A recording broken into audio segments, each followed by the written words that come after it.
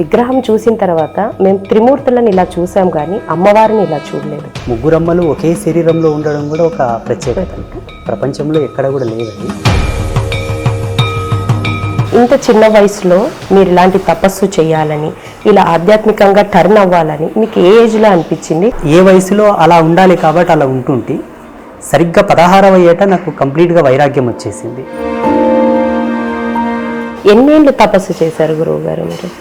మా ఇంట్లోనే మా అన్న ఒకలాగున్నాడు, మా అక్క ఒకలాగుంది, నేను ఎందుకు ఇట్లా ఉన్నాను అంటే వాళ్ళంతా నాన్ వెజ్ తింటే నాకేమో వాంతికి వచ్చేది చూస్తే. ఎస్సీ సామాజిక వర్గం కావచ్చు, గతంలో టెంపుల్స్లోకి వాళ్ళకి అనుమతి కూడా ఉండేది కాదు. మరి మీ ఈ సామాజిక వర్గానికి చెందిన మీరు ఇలాంటి వైపు టర్న్ అయినప్పుడు మీకు కూడా ఏమైనా అడ్డంకులు రావడం? చెడ్డీలు వేసుకునేటోడు సడన్గా యోగి అయిపోయాడేంటి? ఎవరైనా జీర్ణించుకోలేరు కదా. మేము జీవించే జీవన విధి విధానాలకు మీరు భిన్నంగా ఉన్నారు, మా భావాలకు విరుద్ధంగా కూడా ఉన్నారు, మీరు దయచేసి ఈ ఊరిని విడిచి వెళ్ళిపోమని కూడా చెప్పారు. ప్రపంచం లోపల 2 ధర్మాలు ఉన్నాయి. బలవంతుడు బలహీనుని ఎప్పటికైనా పీల్చుకొని తింటాడు. మీ తల్లిదండ్రులు కూడా ఎలా తీసుకుంటున్నారు గురుగారు మిమ్మల్ని? మొదట్లో వారించారు, మా నాన్నగారు 2 సార్లు కొట్టారు కూడా నన్ను.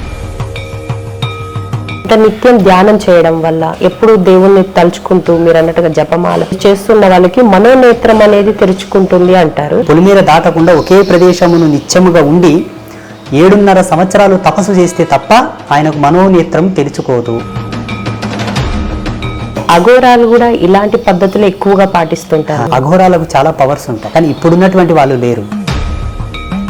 ఇంటర్నేషనల్ ఫేమస్ గురువు ఒక ఆయన ఉన్నారు, వారి దగ్గరికి ముఖేష్ అంబానీ వెళ్ళాడు, నరేంద్ర మోదీజీ వెళ్ళారు. అంటే అఘోరాలు ఎక్కువగా శ్మశాన వాటికలు అంటే కాశీ దగ్గర ఇలాంటి వాటి దగ్గర చూస్తుంటాం. వాళ్ళు కూడా కొన్ని బ్లాక్ మ్యాజిక్ వశీకరణాలు చేతబళ్ళు చేస్తుంటారు. శ్మశాన వాటికల్లో సాధనలు చేసేవాళ్ళు, బ్లాక్ మ్యాజిక్లు చేసే వాళ్ళంతా తాంత్రికులు వేరు, అఘోరాలు వేరు.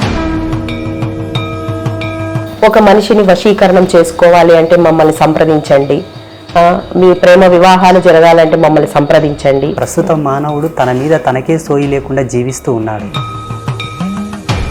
మీ అనుభవంలో ఇలాంటి దయ్యాలని కానీ ఏమన్నా చూసారా గురువు గారు? రోజు చూస్తుంటాం.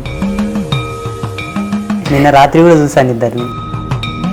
అంటే పవన్ కళ్యాణ్ గారు కారణ జన్ముల, అసలు కారణ జన్ములు అంటే ఎవరు? వారు కారణ జన్ములు అనడానికి ఏముందమ్మా అక్కడ? వారాహి వాహనం పెట్టుకున్నంత మాత్రాన ఎట్లా కారణ జన్ముడు అవుతాడు?